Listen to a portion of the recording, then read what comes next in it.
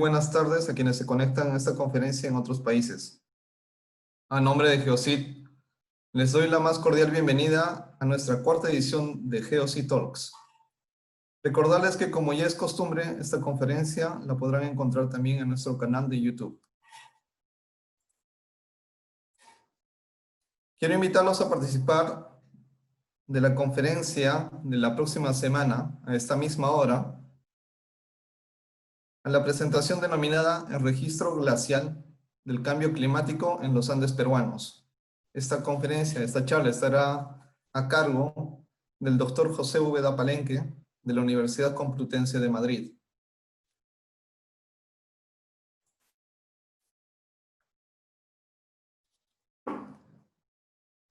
En esta oportunidad, como ya se ha promocionado, vamos a hablar y se va a presentar la charla Desastres, naturales o antrópicos. Esta charla está a cargo del PhD, del doctor Miguel Llorente Isidro, jefe de proyectos científico-técnicos en el Instituto Geológico Minero de España. Miguel es licenciado en Ciencias Geológicas con estudios de posgrado cum laude en Riesgos Geológicos por la Universidad de Salamanca. Diplomado en Estudios Avanzados en Riesgos Geológicos por la Universidad Complutense de Madrid. Máster en Hidrología General y Aplicada por el Centro de Estudios y Experimentación de Obras Públicas del Ministerio de Fomento de España. Y doctor cum laude en Riesgos Geológicos por la Escuela Técnica Superior de Ingenieros de Minas y Energía. Entre su experiencia profesional resalta que Miguel es experto europeo destacado en riesgos geológicos, es experto en riesgos geológicos, procesos activos y cambio global del Instituto Geológico y Minero de España, es miembro en la Reserva para el Comité Científico Asesor de Alto Nivel de la Comisión Europea, profesor ad honorem en la Universidad Politécnica de Madrid, profesor invitado en diferentes maestrías de doctorado nacionales e internacionales. Además es director de la Unidad Regional del IGME en el noroeste peninsular. Es jefe de proyectos científico-técnicos en el Instituto Geológico y Minero de España.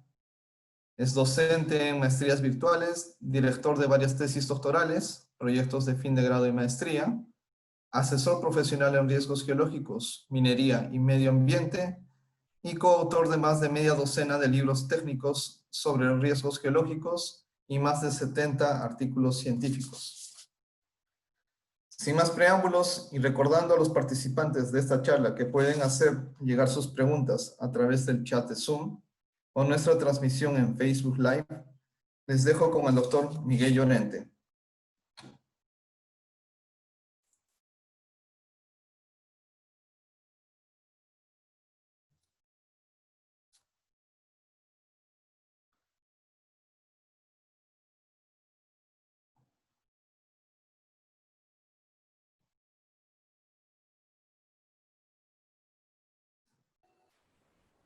Hola, buenas tardes. Espero que se me oiga bien. No sé si hay alguien que me lo pueda confirmar. ¿Se ve bien? ¿Se ve bien? Todo está bien, Miguel. Magnífico. Todo está bien, Miguel. Lo pones en modo presentación, por favor. Gracias. Listo, bueno, pues voy a dar comienzo. La charla es Desastres naturales o antrópicos y, bueno, ya me han presentado muy bien. Ahí está una breve reseña del currículum que, como ven, pues no sé si es muy extenso o poco extenso, pero es lo que soy. Pero además, bueno, pues soy una persona de carne y hueso como todos ustedes que ahora mismo les está hablando desde Madrid con 35 grados y encantado de estar hoy aquí compartiendo este espacio con todos ustedes. Agradezco especialmente a Ronald, a Geocid, a Brian, a Daisy, a todo el equipo de trabajo que han hecho posible esta especie de webinar o esta especie de charla en línea. Y yo creo que ahora mismo, en relación con la pandemia, estamos viviendo una época muy interesante de muchas cosas.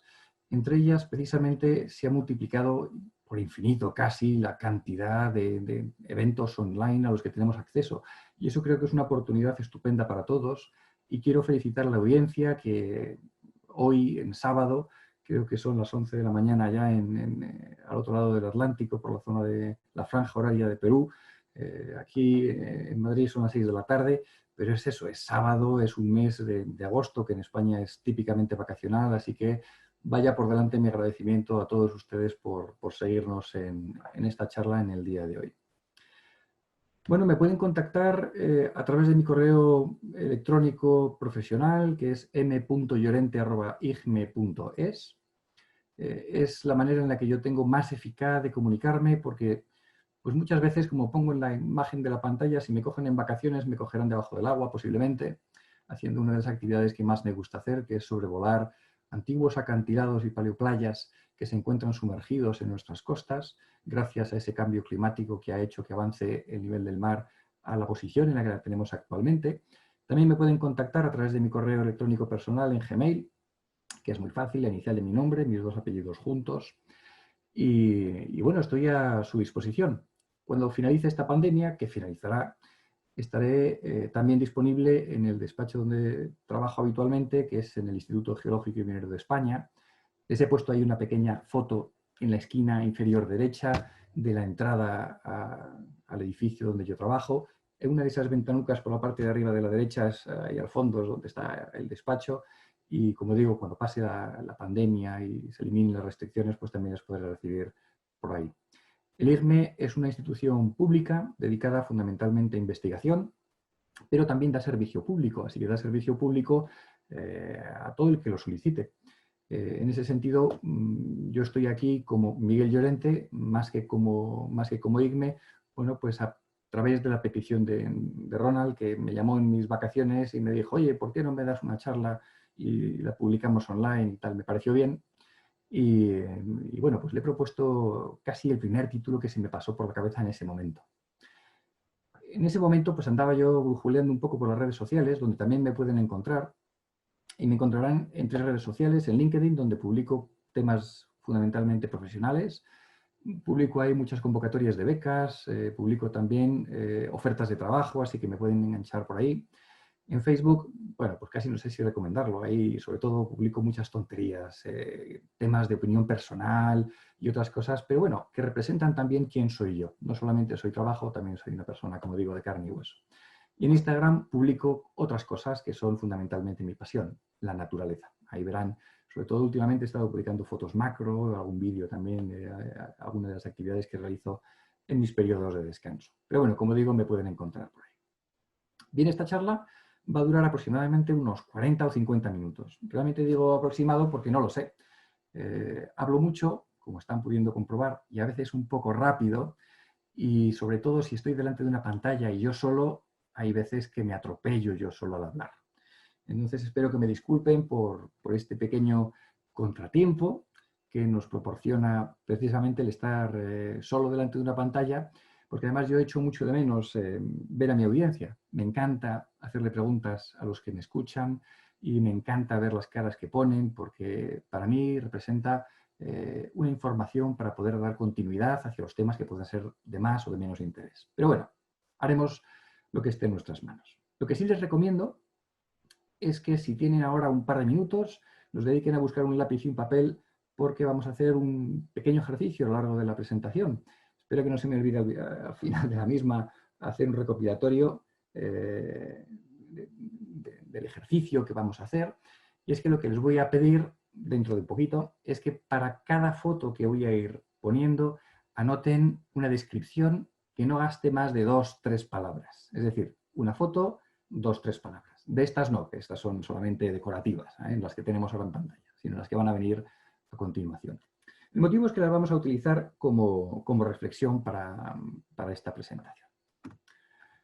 En esta presentación voy a hablar de desastres naturales, porque es el tema en el que yo más o menos trabajo.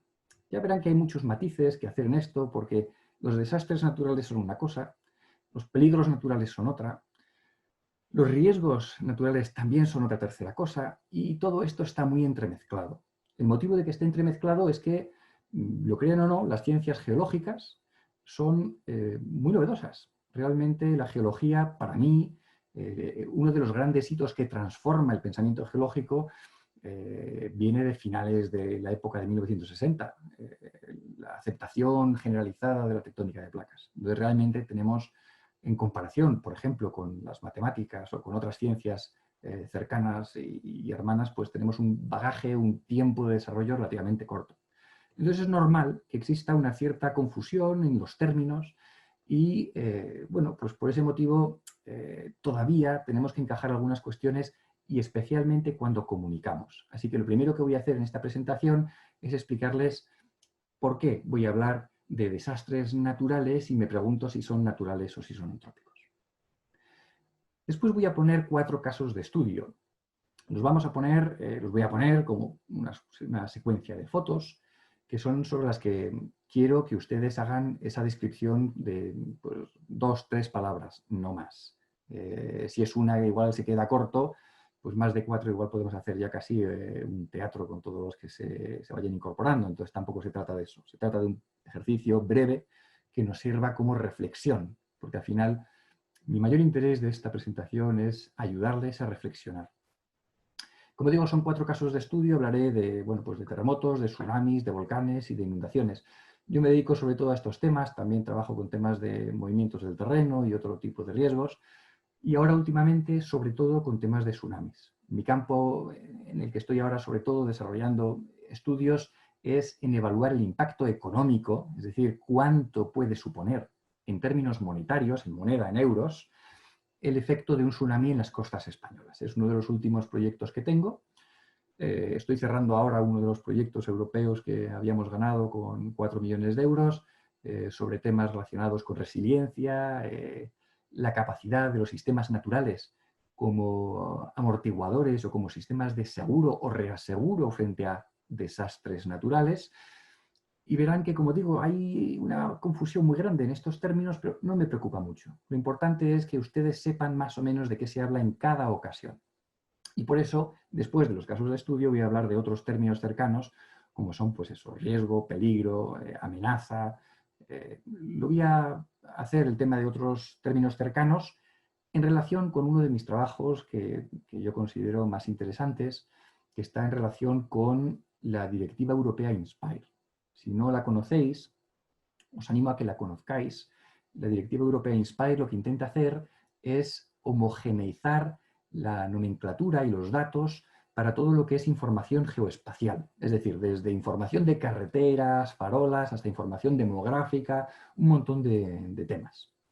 Entre ellos hay un tema específico que es los datos de riesgos naturales. Homogeneizar cómo nos comunicamos en temas de riesgos naturales ha sido un ejercicio ímprobo que nos llevó más de 4 años de discusión, pero bueno, resultó en un documento que, como digo, es muy interesante al que conozcan porque sienta las bases de lo que para mí es la estequiometría del riesgo.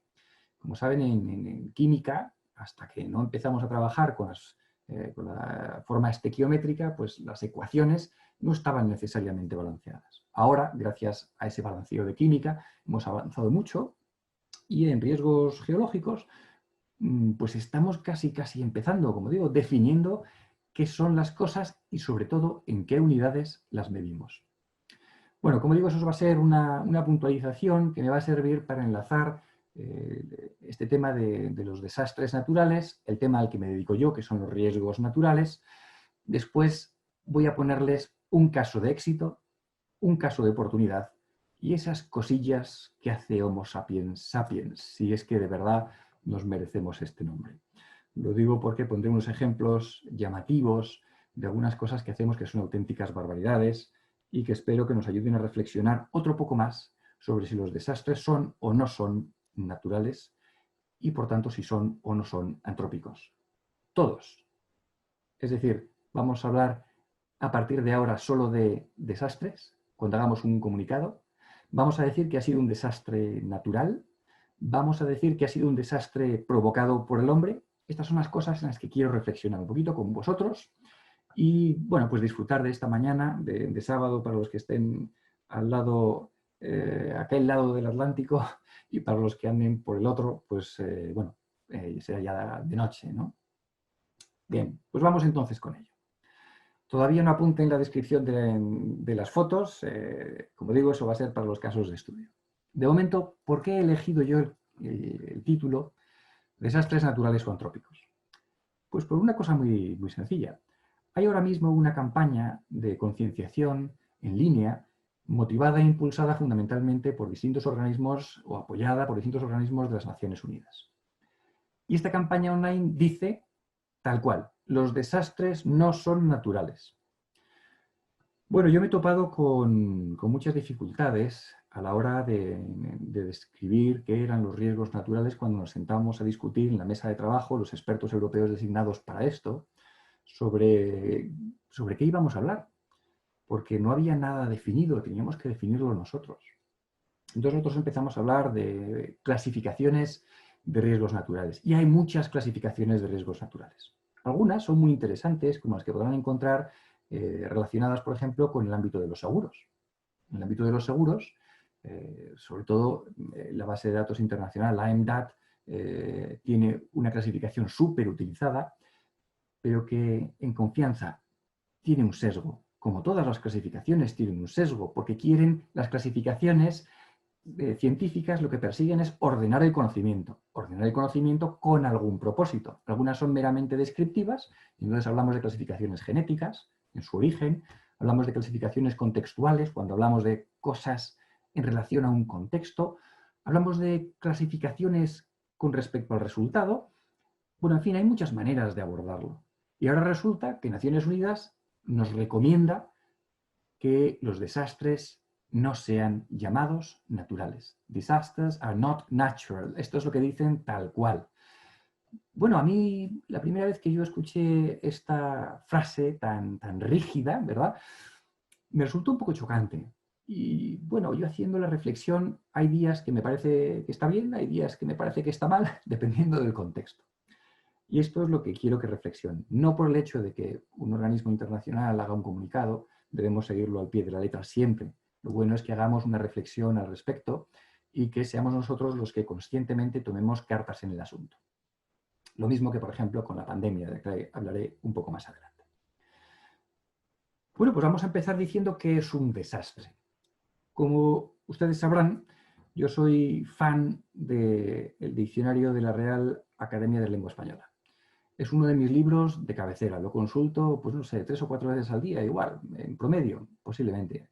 Dependiendo de si estoy jugando a este juego de hacer palabras con unas fichas o no, a lo mejor lo consulto incluso más veces. Bueno, bromas aparte, en el diccionario lo que nos dice es que un desastre es una desgracia grande, un suceso infeliz y lamentable. ¿Y qué es una desgracia? Pues una desgracia es una situación de alguien que sufre un suceso doloso, que padece dolor o pena, que está infeliz, o es algo relacionado con la mala suerte. Esto es muy interesante porque rápidamente nos pone en un contexto. Cuando hablamos de desastres naturales, hablamos de desgracias. Y, como ven, la definición propia de desgracia interpreta que es una situación o un suceso. Es decir, tiene una cierta componente de temporalidad. Dicho de otra manera, no hay mal que 100 años dure, ni persona que lo aguante. Esto nos da una esperanza muy grande respecto a la pandemia actual que estamos viviendo. No es la única. Hemos vivido hace poco la pandemia del SIDA, un poco antes vivimos la pandemia de la gripe española, otro poco antes vivimos la pandemia de la peste. Cada poco tiempo, relativamente, sobre todo en términos geológicos, esto ocurre muy a menudo, vivimos situaciones temporales que nos causan a nosotros un dolor, una infelicidad grande, ¿no? En este sentido, es un concepto, claro, muy egocéntrico o antropocéntrico, porque lo que estamos viendo es que me hace daño a mí, me hace infeliz a mí. Y esto, al mismo tiempo, es algo muy subjetivo.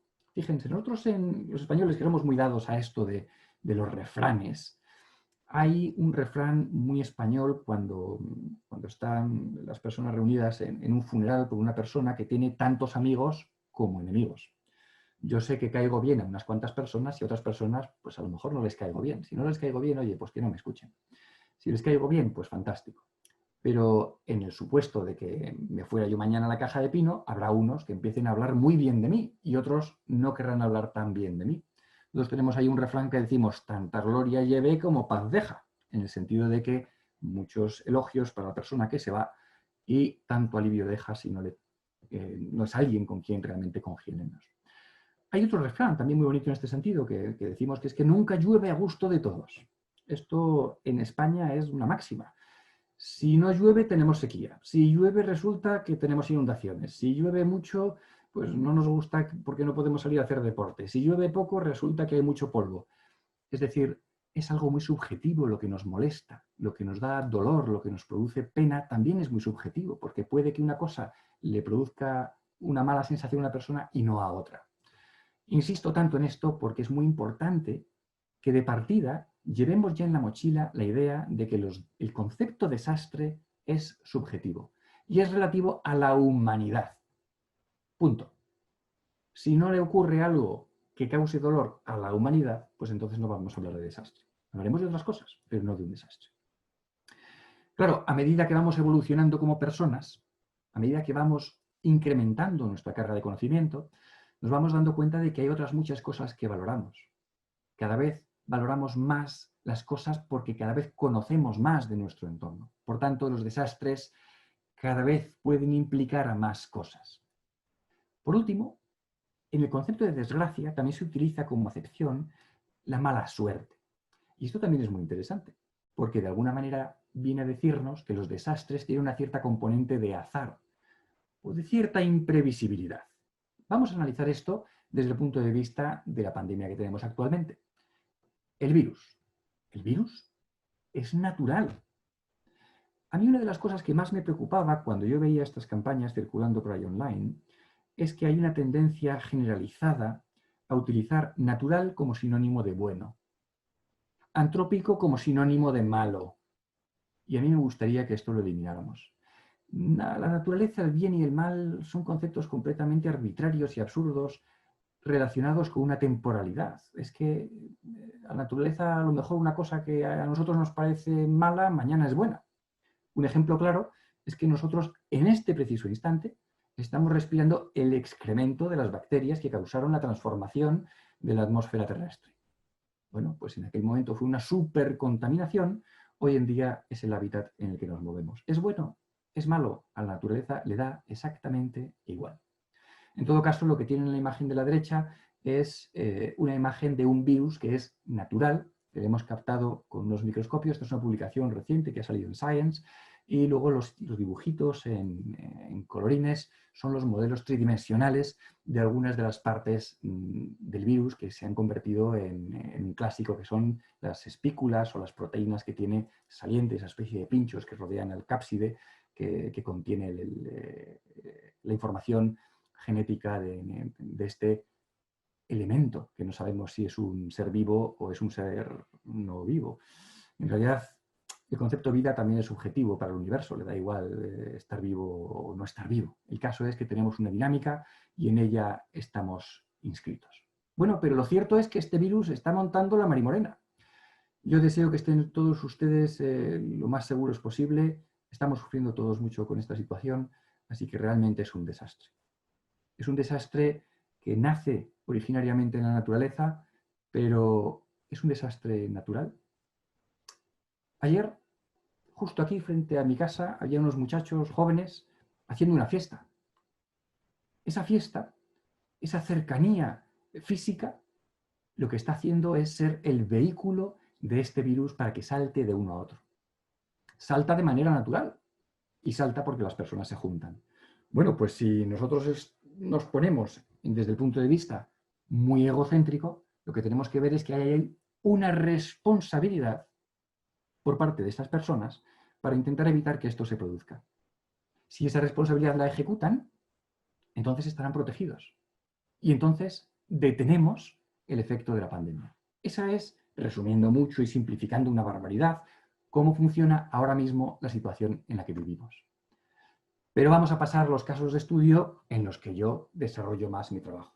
Vamos a hablar del desastre de Ecuador de 2016. ¿Recuerdan? ¿Tienen ustedes por ahí una libreta para apuntar? Bueno, pues este es el momento en el que quiero que apunten, quiero que describan estas 4 imágenes con 2 o 3 palabras y quiero que guarden esa anotación para luego más tarde. Se me ha olvidado decirlo, pero creo que lo tenía apuntado en la primera diapositiva. Las preguntas las dejamos para el final y espero hacer lo posible en responderlas. Confío en que sean ustedes suficientemente inteligentes como para no hacerme preguntas demasiado complicadas y que pueda responderlas y así nos lucimos todos. Bueno, eso es una broma. ¿Qué tenemos ahora mismo en pantalla? Tenemos 4 imágenes que son el resultado del terremoto que vivió Ecuador en el año 2016. Un evento terrible, magnitud 7.8, si no tengo mal el apunte. Y lo que estamos viendo en pantalla en la primera imagen de la esquina superior izquierda es un colapso de un edificio por un problema constructivo claro. Lo que tenemos ahí es una planta blanda. ¿Lo están viendo claramente? La planta blanda es la que ha colapsado. Tiene, de hecho, varias plantas blandas. Tiene la primera planta, la planta de rasante, es una planta blanda en la que probablemente ha fallado parcialmente la cimentación en el lado de la derecha. Después tienen una parte intermedia que se ha conservado más o menos. Una parte central que ha sufrido un efecto sándwich, que se ha aplastado por completo, un efecto bocadillo. Esa es la planta blanda. Y por esa planta blanda, y por la planta blanda de la planta de rasante, ese edificio ha colapsado. Vamos a ver ahora la imagen de la parte de la derecha arriba. Ahí lo que tenemos es, bueno, además de una planta blanda en la parte inferior, tenemos un problema de concentración de masa. Tenemos una masa situada muy alta y lo que está ocurriendo es que esa masa en altura genera una inercia que es la que va a generar o va a multiplicar los esfuerzos en la parte inferior y va a generar el desastre. La parte de lo que es la planta, las 2 plantas superiores que se han conservado, fíjense, prácticamente intactas, lo único que han hecho ha sido permanecer en un estado de inercia diferente al estado cinético que se encontraba por debajo de ellas. En la imagen inferior izquierda lo que tenemos es la peor situación posible, que es el colapso total de la estructura. Hay muchas formas en las que los edificios pueden colapsar. Están las licuefacciones del suelo, que pueden provocar fallos completos de la cimentación. Hay muchos tipos. Probablemente lo que ha ocurrido al edificio que ya no vemos ahí, porque es un amasijo de escombros, haya sido un efecto de amplificación sísmica en el que se ha integrado en fase, han coincidido en fase la oscilación del terremoto con la oscilación propia del suelo, con la oscilación propia del edificio, lo que conlleva a una catástrofe completa, es decir, a la ruina completa del edificio. ¿Y qué tenemos en la imagen inferior derecha? En la imagen inferior derecha volvemos de nuevo a tener un problema de que tenemos plantas con un diseño mucho más débil en las partes inferiores o una masa grande en las plantas superiores y además un espacio insuficiente entre edificios contiguos, lo que está generando los daños al edificio que está a la izquierda de ese edificio en colores blancos y azules. Bueno, ¿qué le hubiera pasado realmente a Ecuador si no hubiera tenido estos tipos constructivos? ¿Le hubiera pasado lo mismo? Hombre, la respuesta es inmediata y es clara. En el caso de Japón, que lo voy a poner un poco más adelante, en relación con un terremoto varios órdenes de magnitud superior a este, no hubo tantos daños. Luego hay una responsabilidad constructiva. Pero esta responsabilidad constructiva, ¿cuándo empieza? Esa pregunta la dejo ahí en el aire porque vamos a volver sobre ella un poco más adelante a un caso paradigmático. Una construcción muy antigua. ¿Podemos exigirle el mismo nivel de resistencia a las construcciones antiguas que a las construcciones modernas? ¿Cuál es el tiempo en el que tenemos que permanecer con un determinado tipo de edificios para adaptarlo a las nuevas normas sismoresistentes? Bueno, pues estas son cuestiones que van a permanecer ahí en el aire, que son las que nos hacen reflexionar sobre si este desastre es natural o no es natural. Pero lo que están viendo ustedes aquí no es el terremoto. Vamos a ver el terremoto, si les parece bien. Esto no es el terremoto de Ecuador, pero es un terremoto. Mejor dicho, esto es casi como una radiografía de un terremoto. Esto son interferogramas radar obtenidos por satélite de un caso de estudio ya muy antiguo y yo lo utilizo mucho en mis clases porque es muy bonito y es uno de los más claros para poder hablar de cuál es el aspecto de un terremoto cuando realmente sucede. Bueno, pues el aspecto de un terremoto, es decir, lo que es un terremoto, no es más que eso que están viendo ahora mismo en pantalla. Es decir, tenemos una situación en el territorio, en el que se produce una modificación en sus elementos cinéticos e inerciales, y entonces lo que tenemos es una vibración que se propaga por el terreno como consecuencia de la liberación de energía, que esto viene descrito desde que empezamos a aplicar la teoría de elasticidad de los materiales. Y entonces lo único que estamos haciendo es bueno, pues ver cómo se propaga esa parte de elasticidad a través de los materiales. Y una cosa interesante, muy interesante que vemos de cómo se propaga esa energía, cómo se propagan esas oscilaciones, que podemos transformar en desplazamientos verticales. No solamente hablamos de cuál es la deformación de los cambios de fase, sino que podemos transformarlo directamente a desplazamientos instantáneos. Esos desplazamientos instantáneos, fíjense que no son para nada homogéneos. Cuando ustedes van al campo, ¿cómo pintan las fallas? Generalmente muy rectas, ¿verdad? Bueno, pues ahí tienen una zona de falla. Una zona de falla es, bueno, pues un conjunto de zonas de ruptura. Cada plano, ¿cuánto de plano es? Bueno, pues esto me lleva a mi querido director de tesis, que es un fan de los infinitos y de los fractales. Y bueno, pues esto es otra de esas cosas que tiene dimensión fractal y que en algún momento pasará a abordarse como tal cuando tengamos las herramientas para poder hacerlo. De momento simplificamos esas zonas de ruptura como líneas, pero no son líneas. Y desde luego, los materiales que nosotros describimos como geología, geología superficial, geomorfología, en variaciones en las partes más superficiales de lo que sería el suelo, los cuaternarios, ese tipo de materiales, ¿qué comportamiento tienen? Pues un comportamiento muy complejo. Esto es una de las cosas que hace que realmente cuando nosotros estudiamos qué puede pasar, no lo hacemos desde el punto de vista puramente predictivo, como hacemos con el tiempo atmosférico. ¿Va a llover mañana? Bueno, pues hacemos un modelo y hacemos un cálculo. Pero, ¿qué terremoto voy a sufrir yo en un determinado sitio? Eso es una indeterminación muy compleja de resolver y que todavía estamos trabajando en ella. De tal manera que vean que el desastre se centra en describir qué es lo que ha pasado como consecuencia de un evento natural, en este caso el terremoto, pero no tiene nada que ver con el riesgo, que es la prospectiva de qué es lo que podría pasar en cualquier otra parte del territorio, que está en relación con cómo se comportan los materiales en este caso. Bueno, vamos a ver otro caso de estudio, que es el desastre de Japón de 2011. En el caso anterior hablábamos de un terremoto en magnitud 7.8. Aquí lo que tenemos es un evento de naturaleza tectónica, magnitud 9.1, y como consecuencia de ese terremoto hay muy poquitos daños, muy poquitos daños. Los daños que están viendo en pantalla son los daños como consecuencia de un tsunami. Acuérdense, 2 o 3 palabras por foto.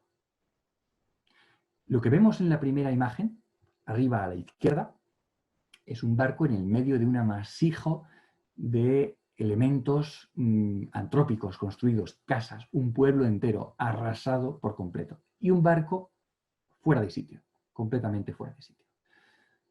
¿De verdad está del todo fuera de sitio? ¿Dónde acaba el mar y dónde empieza la tierra? Esa es una discusión también muy interesante que en algún momento alguien tendrá que tocar con algo de profundidad. En la imagen de la derecha arriba, lo que estamos viendo es la explosión de uno de los tanques de Fukushima.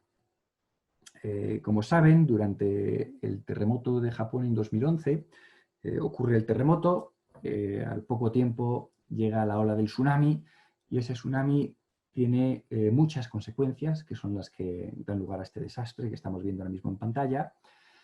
Una de ellas, por supuesto, la devastación como consecuencia de las sucesivas olas, no una ola, sino un conjunto sucesivo de olas que van arrasando a medida que van entrando, pero además tiene otra consecuencia, que es que interfiere en los sistemas de refrigeración de una central nuclear, la central de Fukushima. Esto hace que falle y se produzca la explosión del núcleo. Es una catástrofe tremenda.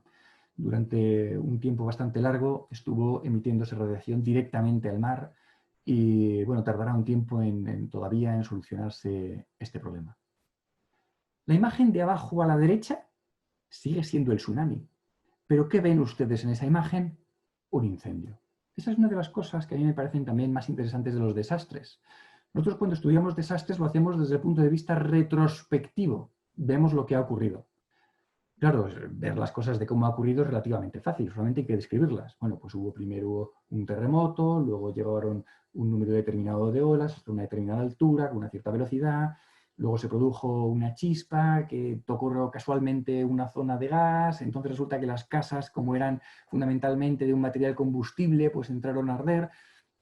Nosotros en el caso de riesgos naturales, muchas de estas cosas no podemos predecirlas porque los desastres tienen un componente muy claro de caos. Y cuando hablamos de caos, queremos decir que son muy altamente sensibles a pequeñas modificaciones de las condiciones iniciales. Así que nosotros cuando estudiamos los desastres naturales con vistas a prevenirlos, solamente hacemos la parte de lo que somos capaces de analizar. Y lo que no somos capaces de analizar siempre lo dejamos al margen. Por lo tanto, primera conclusión, cuando trabajamos para prevenir esto, solo trabajamos para prevenir lo que de esto, de este desastre, es predecible de alguna manera. Desde el momento en que nosotros hacemos un estudio de riesgos, alguien toma una medida para intentar evitarlo. Y esa es la imagen de la parte inferior izquierda. Lo que ven en esa imagen inferior izquierda, viene ahí descrito en el letrero, ahí dice zona de evacuación de tsunamis, y lo que ven ahí al fondo es una cosa que están construyendo, que es un muro anti-tsunamis. No sé si lo sabrán, pero Japón tenía ya un muro anti-tsunamis, estupendo. Hace muchos años yo utilizaba la imagen del muro anti-tsunamis como un ejemplo increíble de lo que hacen las personas para protegerse de algunos eventos naturales. Ese muro estaba diseñado para un umbral de un tsunami que podría ser provocado o desencadenado como consecuencia de un terremoto en magnitud 8. 8 es una barbaridad. ¿Pero qué ha pasado? Que ha llegado el 9. Bueno, pues esta es otra de las cosas que nos está ocurriendo muchas veces, que es que decimos, bueno, es que usted no ha hecho una buena previsión. No, no, es que todo lo que hacemos en previsión tiene un cierto umbral de diseño. Y cuando esos umbrales de diseño se superan, pues ocurre lo que tenía que ocurrir, ¿vale? Que es que el proceso natural se desarrolla como si prácticamente no hubiera esa infraestructura que estaba pensada para defendernos o para protegernos. Y en esta diapositiva, lo que les estoy enseñando no es el tsunami exactamente, pero casi se le acerca, se le acerca. Esto que están ustedes viendo aquí es un fenómeno que nos da mucho la lata cuando hacemos simulaciones. Nosotros estamos trabajando ahora con la Universidad de Málaga, el grupo EDAña, que es ecuaciones diferenciales, análisis numérico y aplicaciones. Y lo que estamos intentando hacer es calcular cómo se comporta el fluido del mar, en este caso, cuando hay un tsunami y se acerca a costa. Uno de los problemas que tenemos es que genera muchos torbellinos o remolinos, lo que los ingleses llaman los eddies, que son estas megaturbulencias que hacen que sea muy difícil realmente hacer cálculos muy finos, pero los estamos haciendo, lo estamos haciendo con píxeles en tamaños en el orden de 1 metro, 2 metros, lo cual es un logro extraordinario. Y vamos a hacerlo a escala 5 metros para todas las costas españolas en los próximos años. Bueno, pero esto más o menos podría representar lo que es el tsunami. Vamos a pasar al siguiente caso de estudio, el desastre de Guatemala del año 2018. ¿Qué pasó en Guatemala en 2018? Que entró en erupción un volcán. Un volcán que estaba allí, que... ¿Cómo está allí un volcán? Pues como están todos los volcanes en el resto de lugares similares al caso de Guatemala. Pues allí hay un volcán que de vez en cuando entra en erupción o que está con un nivel de actividad que es relativamente pequeño y de vez en cuando su actividad se incrementa e interfiere con las personas. La imagen superior izquierda, lo que vemos es uno de los fenómenos que causó más daños en este caso, que bueno, pues está relacionado con un incremento de la columna eruptiva, cae colapsa una parte de un fragmento, se genera una nube piroclástica, se mezcla con los ríos, genera una especie de corriente de lodo, pero no es exactamente un lahar, es una mezcla entre una nube piroclástica y una colada de barro asociada a procesos de ladera desencadenados también como consecuencia de esta erupción. Hay también alguna bomba volcánica y tal. En la imagen inferior izquierda, lo que estamos viendo con casi toda seguridad es otro fenómeno que conocemos los que nos dedicamos a esto de los riesgos naturales, que son las emanaciones de gases tóxicos y que a veces pueden suponer un problema francamente terrible y bastante difícil de calcular. Pero bueno, tenemos gente trabajando también en el tema de gases volcánicos y es un tema que hay que considerar. Sin embargo, claro, muchas veces cuando nosotros nos dedicamos a hacer análisis, decimos, bueno, pues yo te voy a estudiar la parte de piroclastos porque yo sé de piroclastos. Si quiere usted trabajar con coladas de lava, ese es otro tema. Que, claro, una nube de piroclastos es un tipo de fluido muy particular que no se parece al fluido tipo Bingham, que podría ser a lo mejor una colada de lava o un lahar, y que tampoco tiene nada que ver con las explosiones que pudieran producirse relacionadas con la erupción volcánica, ya sean explosiones propias o relacionadas con la interacción con los acuíferos o con las emanaciones de gases. Es decir, esto es una situación completa, una imagen de lo que ocurre, y lo que nosotros podemos describir es una parte muy limitada. Acuérdense de anotar esas 2 o 3 palabras que van a describir estas imágenes. Y este es el volcán. Este es el volcán entrando en erupción. La imagen de la izquierda es la columna eruptiva. Impresionante, realmente, da cuenta de la cantidad de energía que es capaz de liberar la naturaleza en un momento dado en comparación con nosotros mismos. Y en la imagen de la derecha es el mismo volcán durante la noche, que bueno, pues es muy conocido porque tiene una actividad muy, muy frecuente, continua, se podría decir prácticamente, y hay guías turísticos. Cuando yo estuve por allí había unos guías turísticos que te vendían un pack para subir allí, ver la lava y tal. Bueno, el caso es que, claro, en momentos de actividad relativamente tranquila, pues no es un demasiado problema. Claro, es un peligro enorme, ¿no?, acercarse a un volcán, pero los geólogos tenemos estas cosas que nos metemos peor que en la boca del lobo, en la boca del volcán. Pero bueno, esto, claro, puede cambiar en cualquier momento y esto es un fenómeno natural. El siguiente caso de estudio que les traigo es el temporal Gloria a su paso por España. Este año 2020, poco antes de declarar la pandemia. Esto creo recordar que ha sido el mes de, si no ha sido enero, ha sido febrero. No lo recuerdo ahora mismo muy bien porque se me está haciendo muy largo estos meses. Bueno, lo que están viendo en pantalla, en la imagen superior izquierda, es una playa. Ustedes saben que en España una de las industrias más potentes que tenemos es el turismo.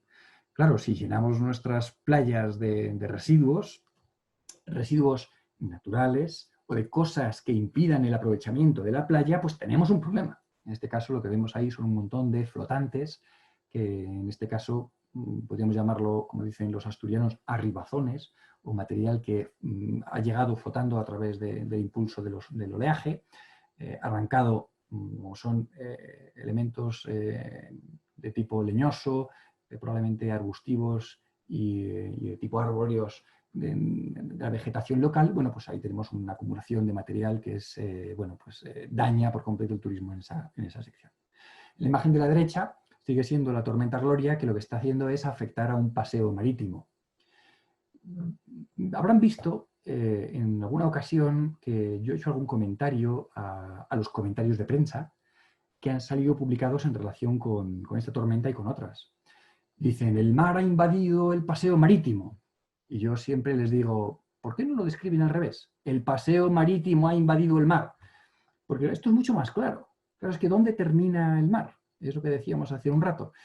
Bueno, pues ese límite es una zona, la zona litoral, que los geólogos la tenemos bastante clara como concepto. A la hora de poner los pies en la tierra y hablar a la gente de urbanismo nos cuesta un poco más. Pues nosotros siempre decimos, oiga, es que aquí usted no se puede poner, está usted en la zona de dunas y aquí va a llegar, en época de temporal, le van a llegar a usted las olas. Nada, no nos hacen ni caso. Ya saben que hay otro refrán también muy, muy español que dice, en casa del herrero cuchara de palo o cuchillo de palo, bueno, pues acostumbro a tener vacaciones en una vivienda que la compró mi suegra y se la compró en el peor sitio posible. Suelo licuefactable, zona potencialmente afectada por tsunamis, al pie de una falla activa, con garaje subterráneo por debajo del nivel freático. No quiero decir más. Pero bueno, en fin, estas cosas nos pasan a las personas. Yo intentaré, en el momento que sea oportuno, pues hablar con ella y tratar de buscar una solución en algún lugar que sea más razonable, porque eso es una auténtica locura, pero así es como vivimos en las costas españolas, metidos en el mar. En la imagen de abajo a la derecha lo ven también cómo está esa zona urbana completamente metida en el mar. Esto no tiene sentido. Y luego la imagen de la izquierda, utilizo siempre alguna imagen de este estilo, porque la imagen de la izquierda inferior, que son un conjunto de vehículos, que yo siempre digo medio en broma, medio en serio, que son vehículos imbricados. Como ya saben ustedes, si son geólogos, cuando decimos que tenemos clastos imbricados, estamos hablando de una disposición concreta de los clastos, de los bloques de roca, que se disponen pues, como los coches, montados unos sobre otros, indicando una dirección de la paleocorriente. Bueno, pues esto también nos ocurre con los coches. ¿Quién estaba antes? ¿Los coches o el mar? Bueno, pues esta es la eterna discusión y por este preciso motivo yo estoy haciendo una campaña a través de distintos medios para que se incluya la figura del geólogo municipal. No es ninguna broma. Es que si tuviéramos un geólogo en cada municipio, ayudaríamos enormemente, enormemente a que algunas de estas cosas no se produjeran. Voy a utilizar otro ejemplo. En Barcelona hay una calle muy conocida, que es la calle de la Rambla, o las Ramblas. En español, Rambla es sinónimo del árabe wadi. Y si ustedes son geólogos, saben que un wadi es un cauce seco, una rambla es un cauce seco. Hay aquí al lado de Madrid un pueblo que se llama Arroyomolinos. Vamos a ver, ¿ustedes dónde están construidos? Pues en pleno cauce. ¿Por qué quieren que les pase? Esto entonces, el fenómeno es natural. ¿Y el desastre? ¿El desastre de quién es? Pues eso es un poco la reflexión en la que estamos nosotros metidos en esta presentación. Aquí les traigo ahora la imagen una imagen satélite de la NASA, de estas que publican, que son espectaculares. Les recomiendo que visiten la página web, en la que bueno, pues se ve esa borrasca Gloria afectando a la península ibérica. Es una cosa espectacular en tamaño, más grande, unas dimensiones enormes, más grandes que lo que es la península ibérica, y claro, con un nivel de afección pues tremendo. No solamente afectó a España, sino que también afectó al sur de Francia y todo impactó. Luego se transformó, estuvo, en fin, formó un lío, como dicen mis amigos los gallegos del carallo. En fin, un lío. Pero esta es la imagen de lo que es realmente una borrasca, un temporal, en este caso el temporal Gloria, un fenómeno natural y que además es necesario para que exista la vida en la Tierra. Igual que es necesario que haya terremotos, igual que es necesario que haya volcanes. Y los tsunamis es que están ahí también porque es que existe la tectónica. Si no queremos que haya terremotos, pues no sé, vámonos a la Luna, tendremos lunamotos. Si no queremos que haya terremotos, podemos irnos a Marte, tendremos martemotos. Si no queremos que haya movimientos, tendremos que irnos a algún lugar de este universo que esté completamente inerte. Iba a utilizar la palabra inerte, no me gusta mucho, pero bueno, lugares no dinámicos, vamos a dejarlo ahí. Bueno, nosotros, ¿cómo abordamos esto de los desastres para evitarlos? Bueno, nosotros consideramos que para cualquier sistema, nosotros entendemos que existen una serie de procesos que son lo que llamamos los peligros naturales, que es esa bola que he pintado de color rojizo. No se preocupen, no tienen problemas de visión. Los contornos de estos círculos están difuminados. El motivo es porque a medida que yo voy creciendo en conocimiento, crece el sistema, es decir, crecen las cosas que yo comprendo de mi entorno, crecen los procesos naturales que yo voy a describir en el entorno en el que me muevo y también van a crecer los elementos que yo valoro. Hace unos años decíamos, este río que hace tantos meandros está estorbando aquí mucho, vamos a hacer una rectificación, vamos a hacer que el río vaya recto. Al hacer que el río vaya recto, lo que hicimos fue aumentar la velocidad al aumentar la velocidad aumentamos la erosión y nos metimos en un problema enorme. Lo que estamos haciendo ahora en muchos sitios en España es romper los cauces, volver a los meandros, volver a unas inundaciones de otra manera, porque claro, va creciendo el conocimiento. Entonces nosotros cuando estudiamos los riesgos naturales para evitar los desastres, lo que hacemos es mirar hacia lo que puede ocurrir en el futuro. Y por eso tenemos esa comprensión de los peligros naturales, que los simulamos, los modelizamos, y la interrelación que tienen con las cosas que valoramos, que pueden ser vida, bienes muebles, bienes inmuebles, o cosas que podemos contarlas como un cuadro, pero que es difícil valorarlas. A ver, en el fondo todo podemos transformarlo a una cifra. Yo sé que hay muchas reticencias de naturaleza ética o moral para poner una cifra a la vida de las personas. Pero yo desde hace mucho tiempo vengo diciendo que es mucho mejor poner el valor a la vida de las personas porque de esta manera vamos a aprender cuánto valemos. Por ejemplo, mi seguro de buceo dice que yo valgo unos 30.000 euros. Pues sinceramente, eso es nada, ¿vale? A ver si poco a poco vamos creciendo en conocimiento, vamos creciendo en experiencia y vamos dándonos un valor que sea más acorde a lo que realmente en promedio puede valer como transacción financiera la vida de una persona. Es decir, si se produce un fallecimiento, interviene un sector seguro que tiene una liberación de capitales. Bueno, pues eso hay que tenerlo en cuenta, ¿vale? Por ese motivo, la unidad de los riesgos es la moneda. Pero ¿qué pasa si se rompe eso, un cuadro de Picasso? Pues un cuadro de Picasso también tiene unos elementos relacionados con la parte monetaria, pero es un elemento único. Si se pierde, pues se ha perdido para siempre. Lo mismo con las personas. Por eso existe una dualidad y, como digo, a mí me gusta que exista una parte monetaria, que es muy interesante, y una parte de unicidad que puede ser relevante a efectos, por ejemplo, de comunicación, de lo que podría pasar si un peligro natural interfiere con nuestros bienes o con nuestros servicios. Claro, no todos nuestros bienes pueden sufrir daños como consecuencia de un fenómeno. Entonces, los que sí pueden sufrir daños son los que decimos que tienen vulnerabilidad más que cero. Y los que no pueden sufrir daños son los que decimos que tienen vulnerabilidad igual a cero. ¿De acuerdo? Por eso tenemos en la parte de los elementos que valoramos, ese círculo en amarillo grande, unos pocos en azul, los elementos que tienen una vulnerabilidad, y las zonas de riesgo son esas zonas pequeñitas que estudiamos. Pero piénsenlo de nuevo. ¿Podemos estudiar todo el conjunto de los procesos que tienen lugar como consecuencia de la realidad de lo que ocurre cuando ocurre un desastre? No, es inabarcable. De momento es inabarcable. No tenemos información suficiente ni de tanto detalle como para hacerlo. Así que estudiamos solamente una pequeña parte. Ya estamos llegando al final. Me queda el caso de éxito, un caso paradigmático de qué vamos a hacer ahora, si lo llamamos desastre natural o no, y luego otras cosillas. Vamos con el caso de éxito. Cada día caen en la Tierra más de 17 millones de rayos. Números redondos, give or take, que dicen los americanos, uno más, uno menos, bueno, unos 200 rayos por segundo. Hace muchos años había una amenaza que se decía en la gente de campo, cuando pues, no se caían bien y tal, y regañaban, le decía uno a otro, ¡que te parta un rayo! Hoy en día casi suena a broma esto de que te parta un rayo, porque ya casi no hay fallecidos por rayo. En 75 años, la cifra de decesos por impacto de rayo ha bajado por 20. O sea, prácticamente ya no hay daños. Aún así, es verdad que afectan más a los hombres que a las mujeres. ¿Por qué? Pues porque en general los hombres tenemos una cultura, hemos sido educados de una manera que nos hace ser mucho menos cuidadosos. Pero el invento del pararrayos lo ha cambiado por completo. Con toda esta cantidad de rayos que caen, resulta que casi no hay daños. Una cosa tan tonta como un pararrayos, un palo metálico con pinchos arriba.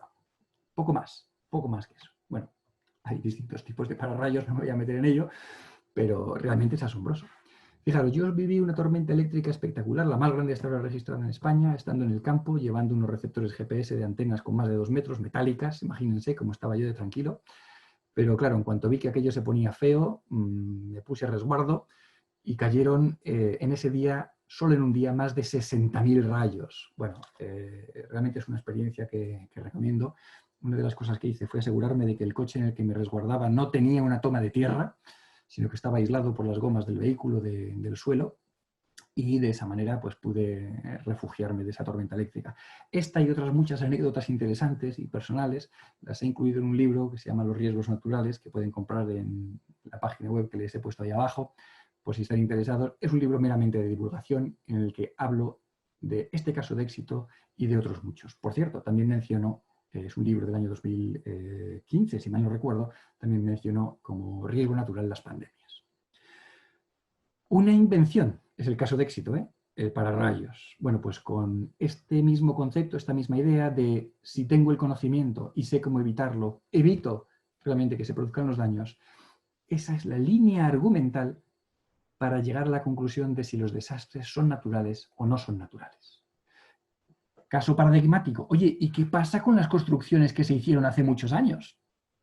Aquí lo que tenemos es, bueno, uno de los lugares, por supuesto, patrimonio de la humanidad, que es la Alhambra, un palacio del siglo XIII, si no he tenido mal, me he notado mal la referencia. Es una maravilla, es una maravilla. Pero claro, construido en el siglo XIII. ¿Le podemos pedir a esta infraestructura las mismas condiciones de resistencia que a un edificio que vayamos a construir ahora? ¿Es un éxito? ¿Es un fracaso? Lo mismo que nos ocurre con esta infraestructura, nos ocurre con edificios construidos 30, 40, 50 años antes de la norma sismo resistente. ¿Qué tenemos que hacer? Cuando estos edificios se vean sometidos a unas cargas que hoy sabemos, pero ayer no sabíamos, ¿estamos entonces en un desastre natural? ¿O hemos construido nosotros el desastre a sabiendas? Y ahí es donde está realmente la duda. ¿Podemos realmente adaptarnos? ¿Cuánto costaría la adaptación? ¿Queremos adaptarnos? Estas son las dudas que nos van a quedar en el aire y realmente son las que muchas veces hacen que reflexionemos sobre si hasta qué punto realmente es verdad que podemos identificar unívocamente a un culpable. Desde luego, yo soy partidario y estoy convencido de que nuestra comunicación debe cambiar y en esa línea estoy de acuerdo con las Naciones Unidas. Tenemos que comunicar que la responsabilidad es conocimiento, que el conocimiento nos lleva a evitar peligros, pero no podemos evitar una realidad. La realidad es que construimos donde nos da la gana, como nos da la gana. Y aunque lo sepamos, lo ignoramos. La imagen de la izquierda es un desprendimiento de tierra, una roca que desprende y después continúa su movimiento ladera abajo en rodamiento y atraviesa directamente una casa. La imagen del medio, se lo crean o no, es un cimiento. La imagen de la derecha abajo, eso son otros cimientos. Esto lo hace Homo sapiens sapiens. Perdonen un momento, ¿lo de sapiens es porque sabemos o es realmente irónico? Y la imagen de arriba a la derecha, ¿pero dónde han construido, por favor, esas casas? Que están en el río. ¿Pero cómo no se van a inundar? Es decir, los desastres los estamos provocando nosotros. No me cabe ninguna duda. El proceso es natural. Pero los desastres somos nosotros. Y en medio de todo este lío, tenemos que explicarle a la gente cómo funcionan las cosas. Y todavía vemos situaciones como estas. En la imagen de la izquierda es un caso de un país amigo y hermano que conozco muy bien, que sufre un huracán, se inunda la casa. ¿Y cómo está usted vaciando la inundación de su casa? ¿De verdad está usted haciendo esto? En la imagen de la derecha es una inundación muy reciente, española, pero ¿qué está usted haciendo ahí con un cubo? ¿Dónde va a echar usted ese agua? Bueno, pues estos somos nosotros. Estos somos nosotros. Nosotros somos sapiens sapiens y las cosas que conocemos y las que no conocemos son las que hacen y construyen los desastres. Permanezcan seguros, por favor, infórmense. No crean en ninguna teoría conspiranoica. La naturaleza es muy sencilla. No se mandan inundaciones solo por molestar. Las inundaciones ya estaban ahí. Y lo que nosotros como técnicos tenemos que hacer es comunicarlo. Por favor, infórmense todo lo posible porque ahí es donde está su seguridad y la mejor garantía para evitar los daños por fenómenos naturales. Bueno, pues esto ha sido todo por mi parte. Quedo a su disposición para cualquier consulta o pregunta que puedan hacerme y espero no haber consumido demasiado tiempo. Me está marcando el reloj 59 minutos desde que habíamos comenzado. Seguro que me conceden la gracia de estos 9 minutos que me he pasado de tiempo. Lo dicho, quedo a su disposición. Gracias. Bueno, Miguel, muchas gracias a ti. En realidad, las últimas dos diapositivas me han gustado bastante. Creo que resumen muy bien la presentación. Los seres humanos siempre creemos que le podemos ganar a la naturaleza. Hacemos bastantes trabajos de ingeniería. La ingeniería ha crecido bastante. Sin embargo, siempre hay pérdidas y al menos si se pierde una vida humana, esto es irreparable, ¿no? Y bueno, no creo que valgas 30.000 euros y creo que nadie en realidad puede decir cuánto vale uno, ¿no? Entonces voy a dar paso a las preguntas. Ronald tiene una pregunta, te la va a hacer directamente. Y bueno, espero que los participantes, tanto en Zoom y en Facebook Live, nos pueden hacer llegar sus preguntas. Ronald, te doy el paso. Sí, bueno, Miguel, excelente presentación, ha sido súper didáctica. Las últimas diapositivas, como dice Brian, dejan muy en claro cómo actuamos, ¿no? Y bueno, bueno, mi pregunta va relacionada a que realmente creo que estamos subestimando los fenómenos naturales, ¿no? Los subestimamos a tal punto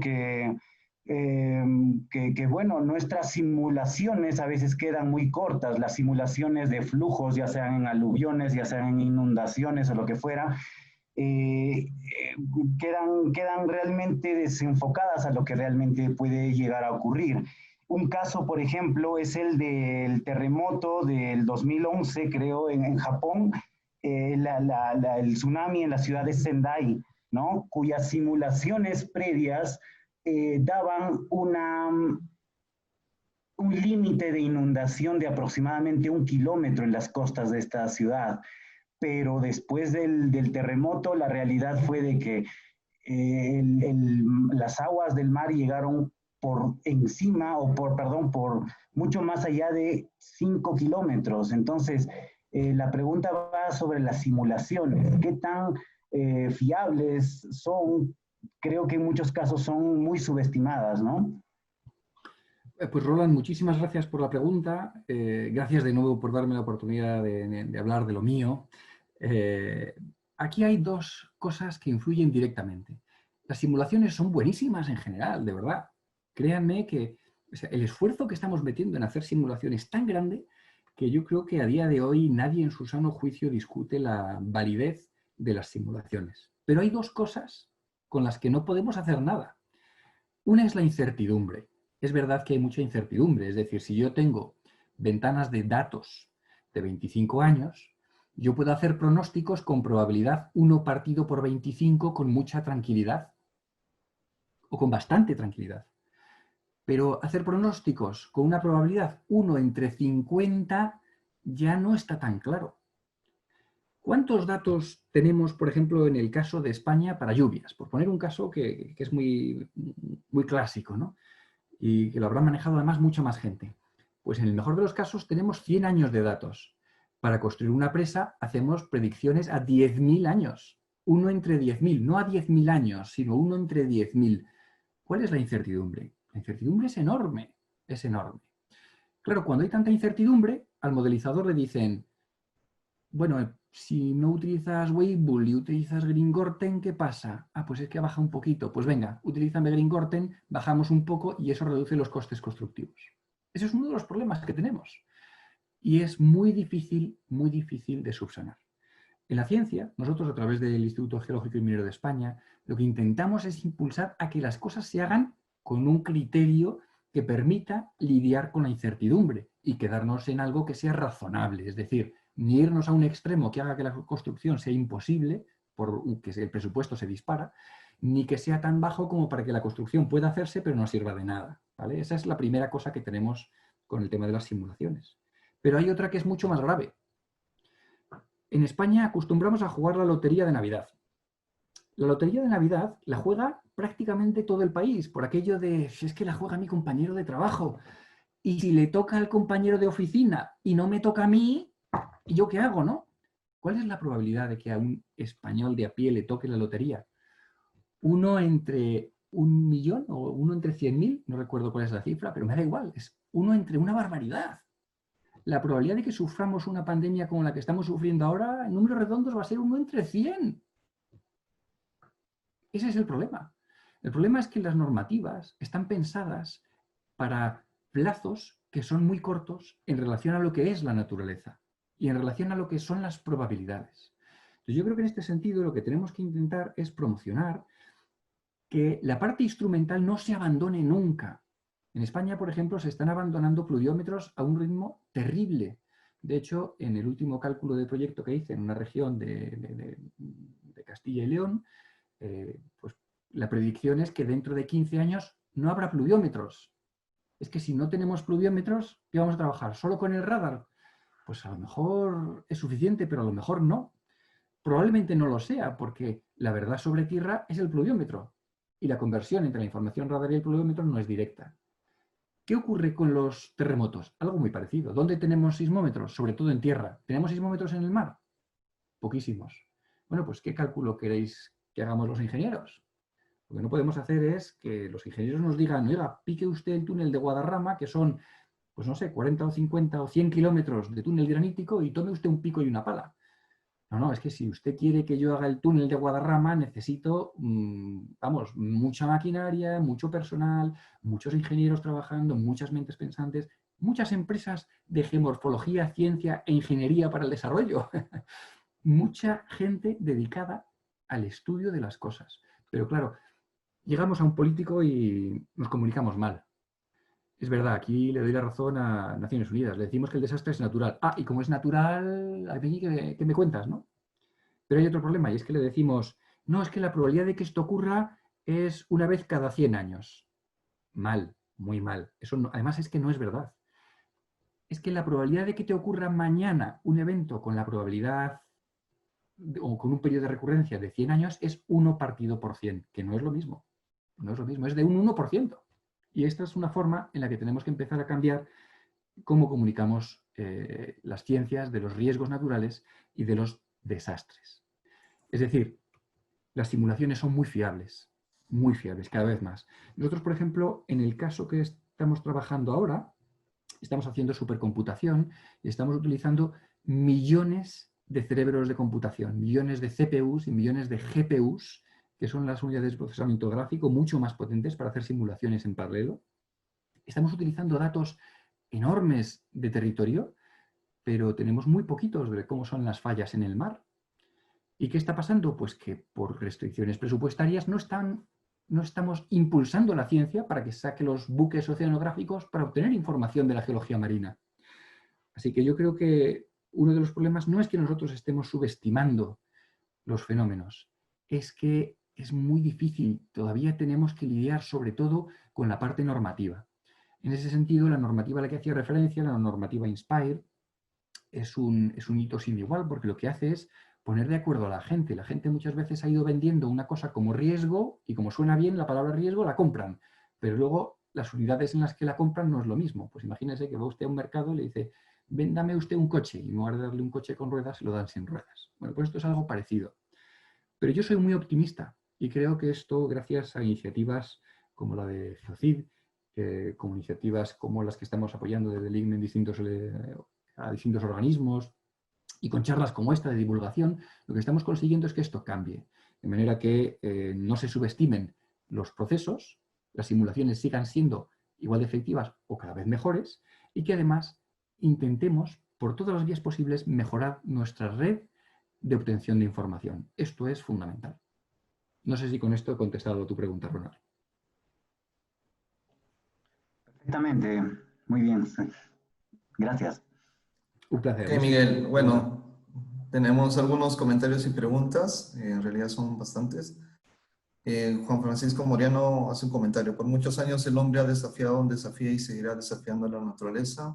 De ahí que los desastres sí son antrópicos. Hay una pregunta de Juan José Cesenaro Choque.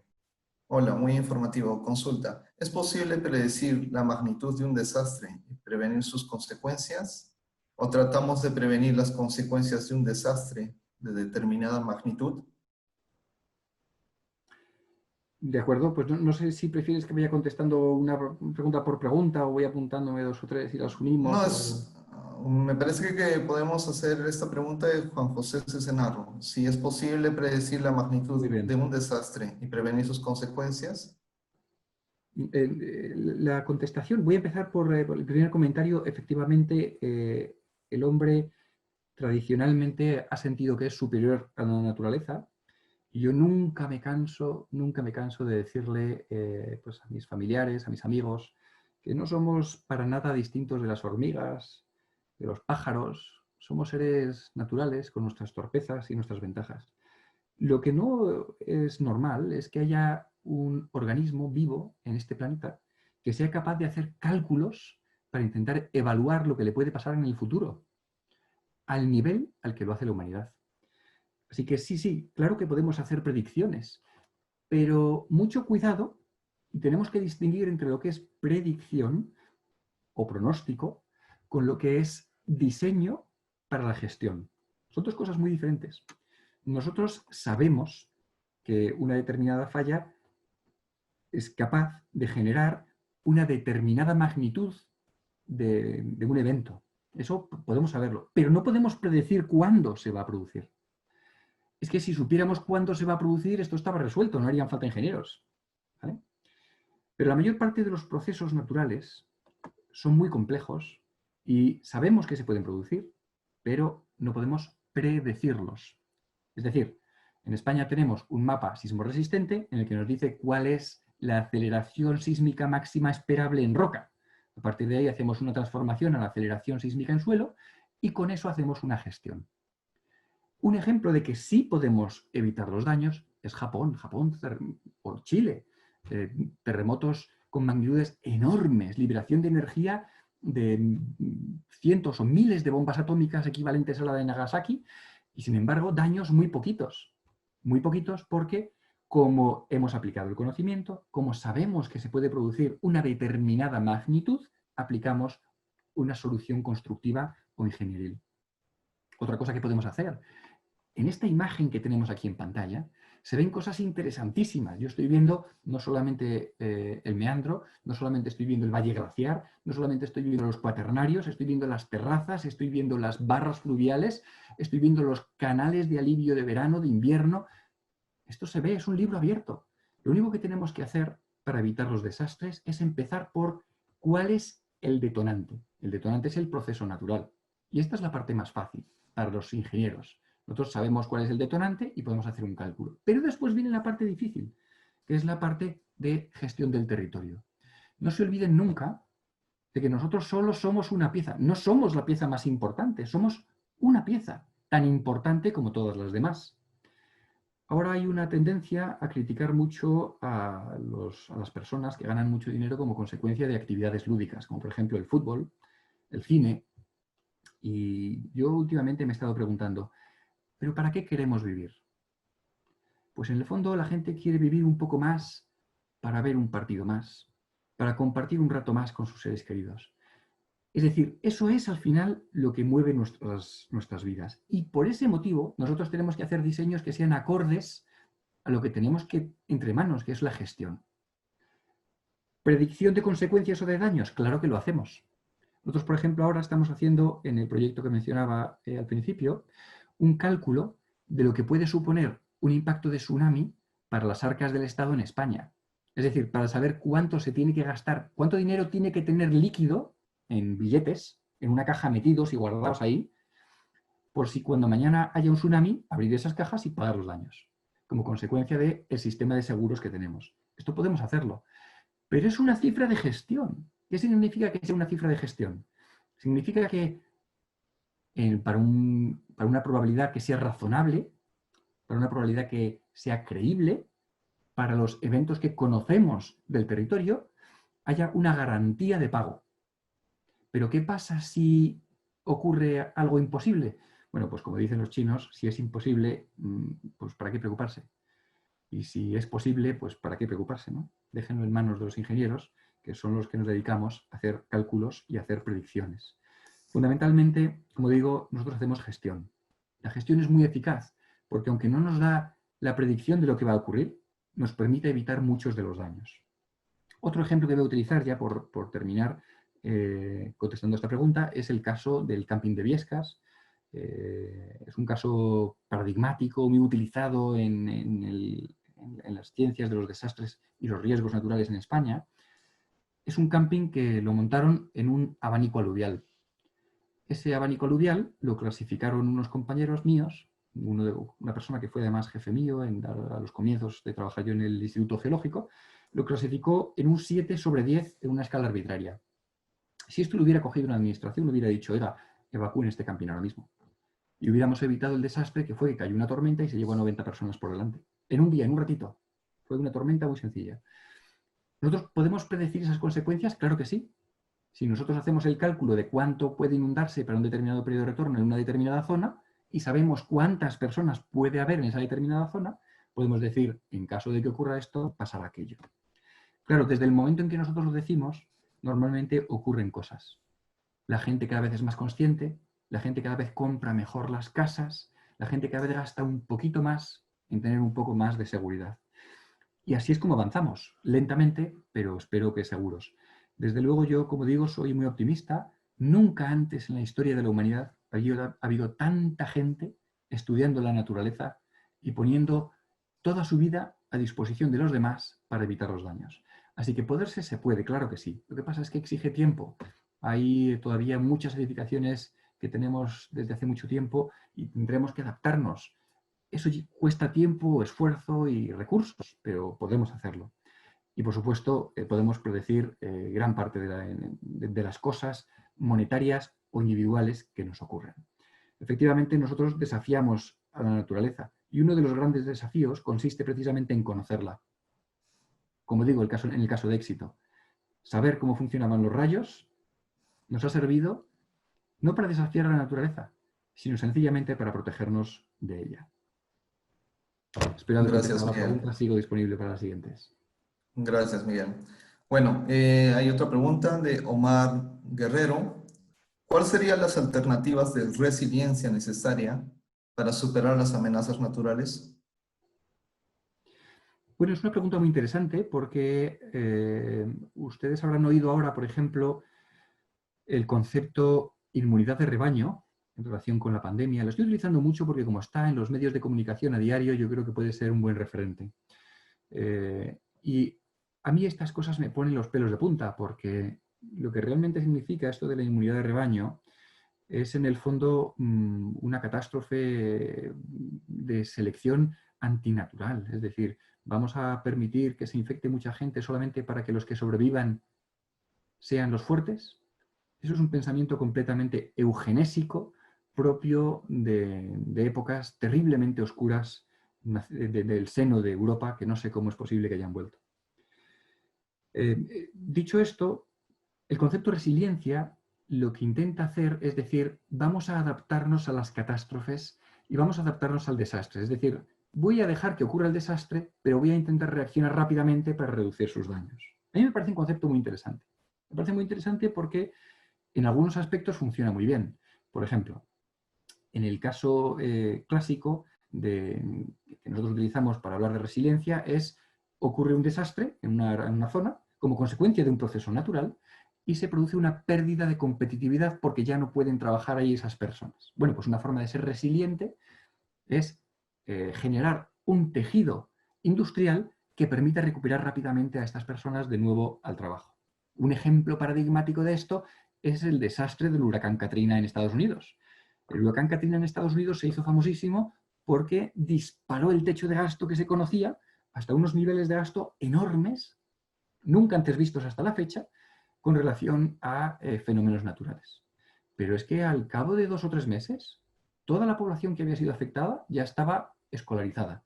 No allí, en Nueva Orleans, donde había sido el impacto, en otros sitios. Bueno, pero ¿se vio afectada la nación? La nación no se vio afectada en términos económicos. Es decir, fue capaz de ser resiliente frente a este evento. A Ecuador le pasó lo contrario. Como consecuencia del terremoto que sufrió, su Producto Interior Bruto pegó un bajón tremendo. Algo parecido a lo que nos está pasando ahora mismo en España. Nuestro Producto Interior Bruto se espera que caiga casi un 20%.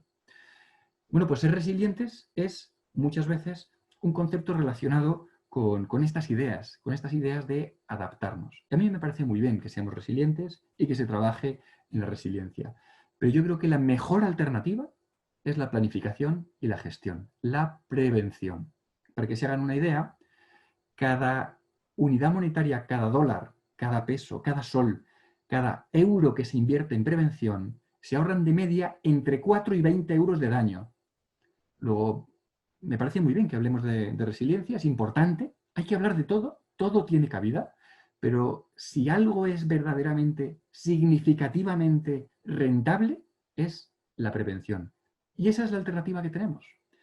Siendo yo estudiante, tenía que trabajar para poder pagarme la carrera y lo que hice fue hacerme un curso de salvamento. Y estuve trabajando los veranos de la carrera de socorrista, haciendo trabajos de salvamento. Y mi principal labor durante mi jornada laboral era la prevención. No tuve ni un solo accidente mientras yo estuve trabajando. Bajo mi mando, lo que había era una tarea estricta de prevención. Ese es el éxito. Uno de los problemas que tiene la prevención es que cuando usted hace prevención, no se ve lo que está haciendo. Y si ocurre algo, dicen, es que usted no ha prevenido suficiente. Y esto es algo con lo que tenemos que lidiar. Es decir, trabajamos de alguna manera en la sombra. Hace un par de años hubo unos eventos de precipitación absolutamente extraordinarios y las empresas hidrográficas que están controlando las presas en una zona del sur de España fueron capaces de reducir, de laminar por completo la avenida. Si no hubieran funcionado bien esos mecanismos de prevención, el desastre hubiera sido terrible. Esas cosas también tenemos que comunicarlas. En mi opinión, la mejor alternativa a todos los trabajos que se están haciendo de resiliencia es la prevención. Y la prevención son medidas, en general, muy costo eficientes, pero requieren, por supuesto, del trabajo de la ciencia y de la ingeniería. Muy bien, Miguel, muchas gracias. Voy a dictarte dos preguntas más. Voy a iniciar con la primera, de José Checa. Muchas gracias por la presentación. ¿Qué tan relacionado está el crecimiento poblacional con el incremento de desastres? O sea, a mayor población, ¿habrá mayor cantidad de desastres? Bueno, me alegra mucho que me haga esa pregunta porque en el año 2009 publiqué junto con unos compañeros un artículo en un congreso internacional sobre cambio global y el motivo de publicar este artículo es que llevábamos un par de años o 3 años en el que en la prensa no paraban de decir que los desastres estaban creciendo de manera exponencial. Era una cosa demencial y que eso iba a ser, vamos, prácticamente la prensa escrita no hablaba directamente del apocalipsis, pero casi, ¿vale? Y nosotros hicimos un estudio en el que estuvimos haciendo la comparación entre el número de eventos que registrábamos y el número de desastres que estábamos registrando.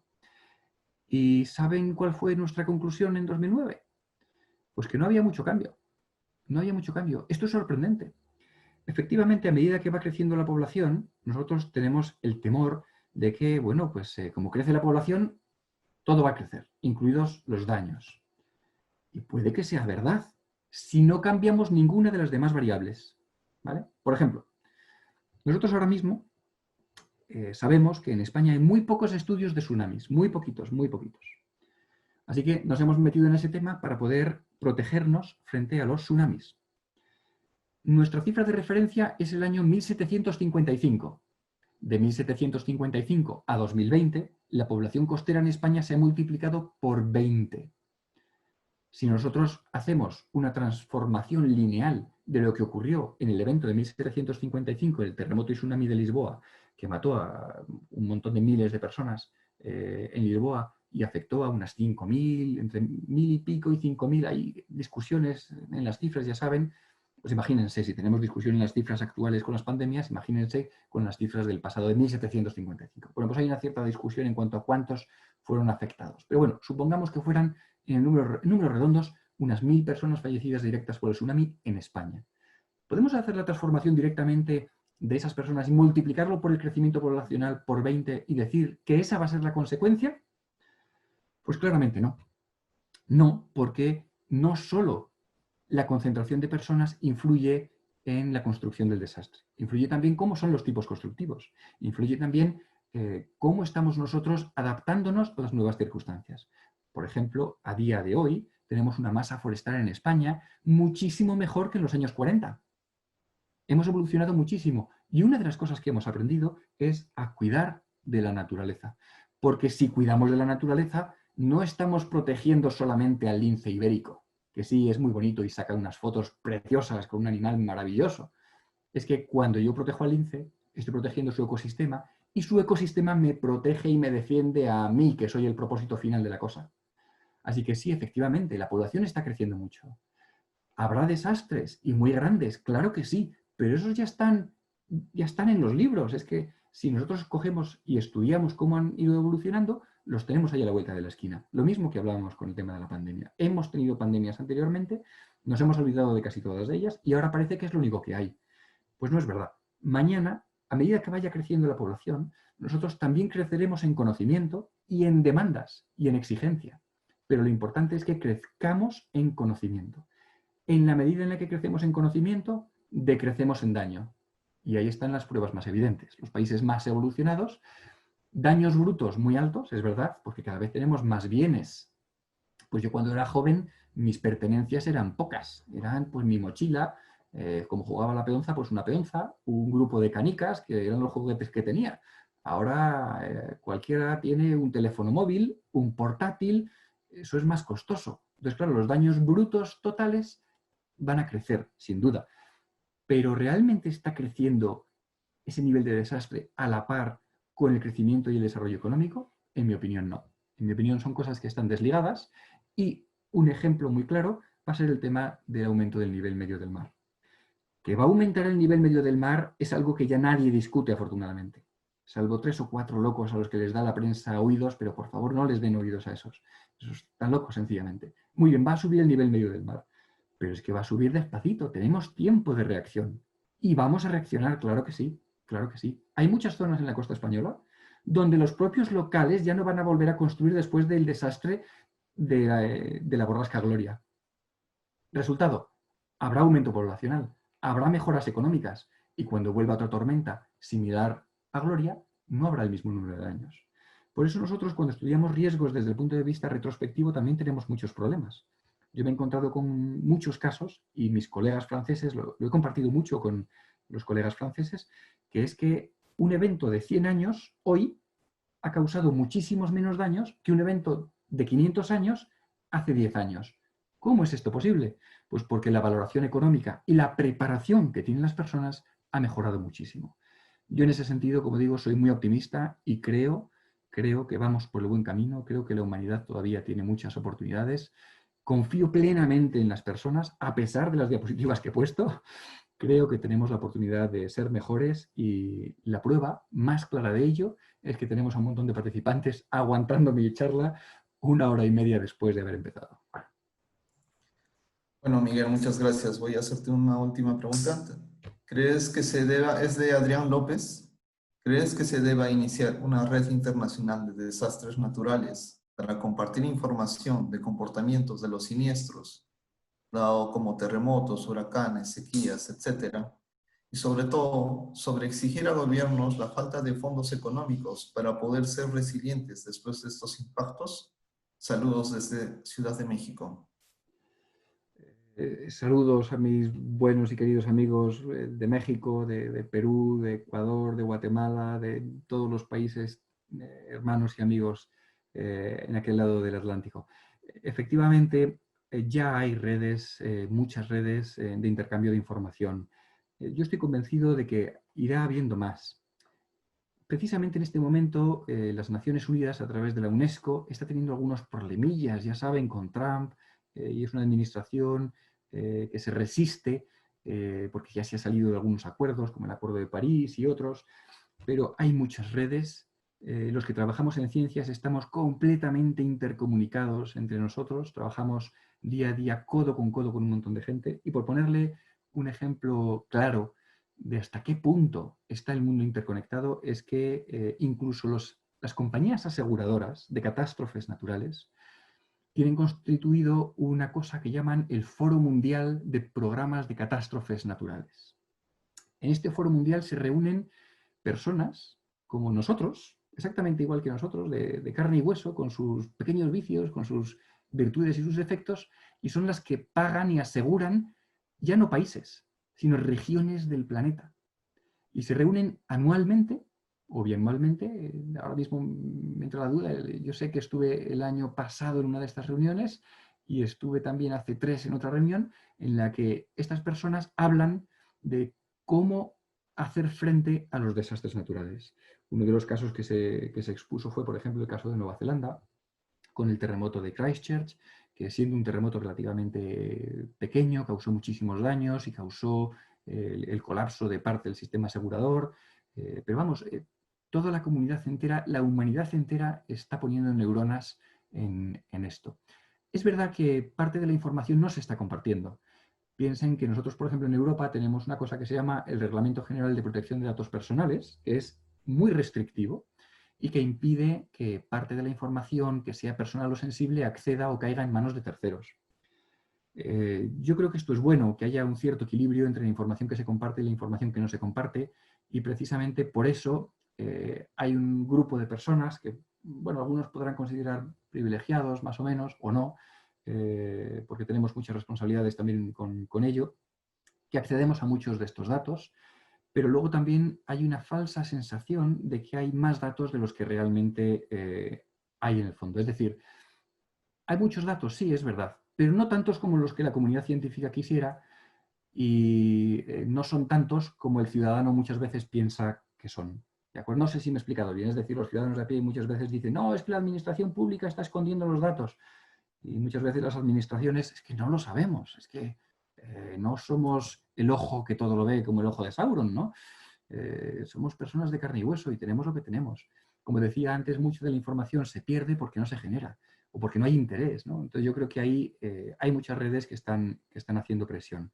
La herramienta de presión más interesante que estamos viendo en los últimos años son las herramientas de presión a través de redes de ciudadanos normales que vienen de pronto un día, escuchan que hay una charla por el Facebook, como esta, van y se juntan, nos oyen, nos escuchan y entonces pues deciden tomar acciones y deciden tomar decisiones con su proceder día a día, pues acciones tan sencillas como por ejemplo no tirar plásticos al suelo o no tirar cigarros usados al suelo, no tirar basura. Esas acciones tan sencillas tienen impactos enormes en nuestra seguridad.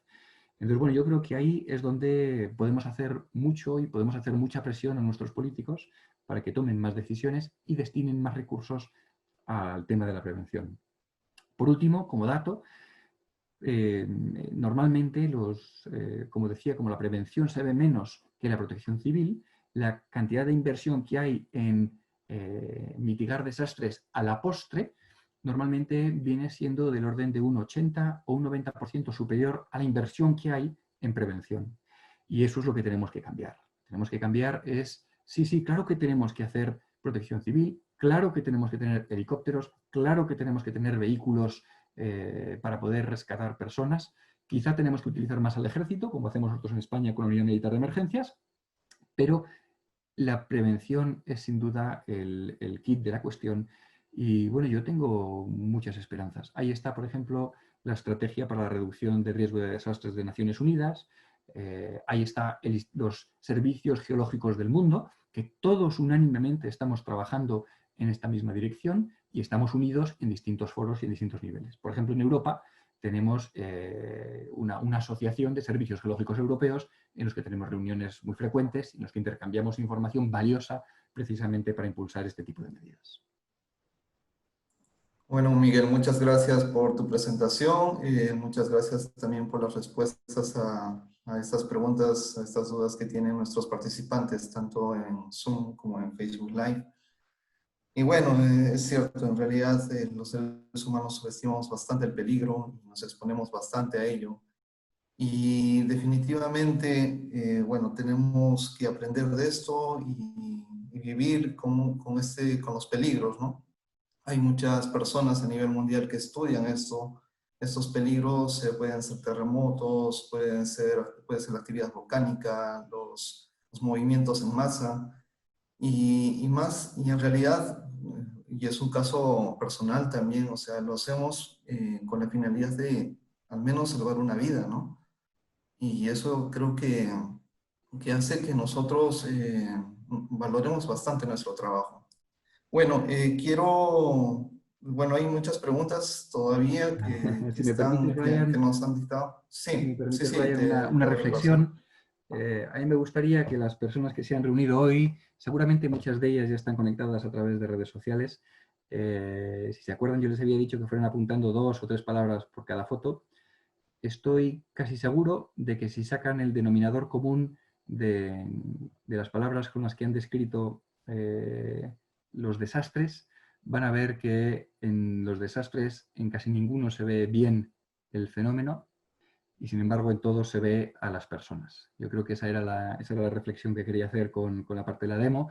Ese es el denominador común que estoy casi seguro que si lo comparten entre las redes y se hacen un pequeño intercambio entre los participantes, seguro que van a llegar a una conclusión de este estilo muy parecida. Bueno, quedo a disposición para otras preguntas que pueden hacerme a través de correo electrónico o cualquier otro medio. El placer ha sido mío y espero poder hablar con todos ustedes pronto. Muchas gracias, Miguel. Como les decía, las preguntas lo pueden hacer llegar a través del correo electrónico, tanto de Geosid como de Miguel. Y bueno, se podrá absolver posteriormente. Muchas gracias a todos por su participación y nos estamos viendo el próximo fin de semana con la charla de José Bóveda Palenque. Hasta luego.